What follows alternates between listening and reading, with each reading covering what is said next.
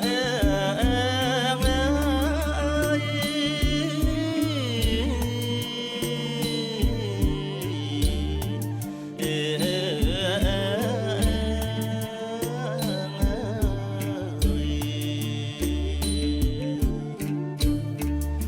ยនឹងហើយថ្លាថ្លៃលើកមកសំដែងចែងសំដីលើកតាមកំណត់បត់ចាប់បីនឹងស្ដីរៀបរាប់ជាប់ចុងជួន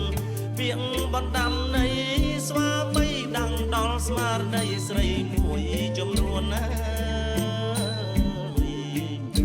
សបាយភ្លើនភ្លើនច្រើនទៅភ្លេចខ្លួនអេរិយាបថ4ខំឲ្យច្បាប់ស្រីកាលនៅហើយស្រុកស្រែចឹងមើលថែគេអាកោមានស្វាមីភ័ក្រស្ម័គ្រស្មងសទុំបីជាមានក្រក៏គិតប្តីអំបិលប្រហុកបុកក្តាមខ្យងអូនហូបជុំបងកូនប្រុងស្រីពីងផ្អែមរហែមដូចតន្ត្រីប្រពន្ធនឹងប្តីរលាយសាច់មួយ